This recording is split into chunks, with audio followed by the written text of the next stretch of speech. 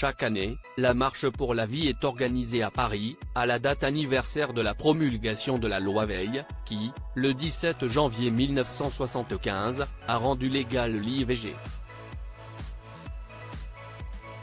Dimanche 21 janvier, les milliers de personnes qui y ont pris part se sont érigées contre l'inscription de l'avortement dans la Constitution. Le projet de loi sera débattu à l'Assemblée dès le 24 janvier, mais également contre la future loi concernant la fin de vie, comme plusieurs médias, dont BFM TV et le HuffPost, s'en sont fait l'écho. La manifestation annuelle a été infiltrée par plusieurs fémènes, qui avaient à cœur de réaffirmer ce droit des femmes. Cet événement n'a pas laissé Laura Smet insensible.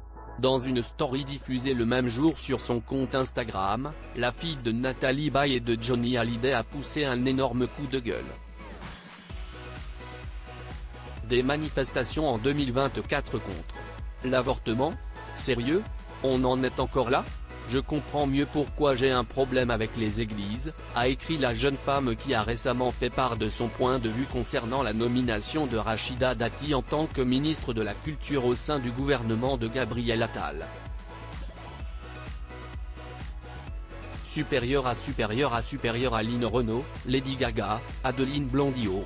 Elles ont brisé le tabou de l'avortement. Nathalie Baye s'était exprimée sur l'avortement. Les mots prononcés par Simone Veil, au moment de défendre la loi portant son nom à l'Assemblée nationale, sont entrés dans l'histoire. Aucune femme ne recourt de gaieté de cœur à l'avortement. Il suffit d'écouter les femmes. C'est toujours un drame et cela restera toujours un drame. D'après les derniers chiffres officiels, cités par BFM TV, 234 300 IVG ont été enregistrés en France pour l'année 2022. Souvent, celles qui y ont recours prennent cette décision par manque de stabilité ou de moyens.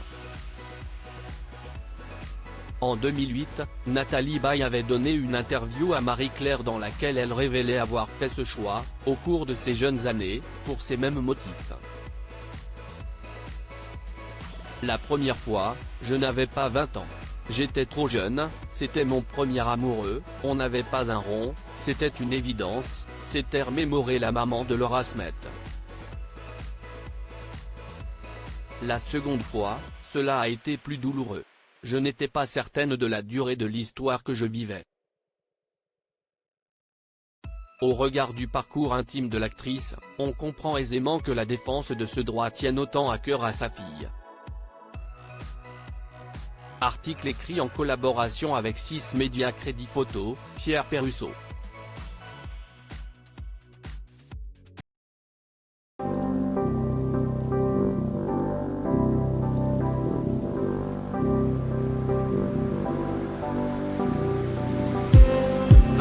Just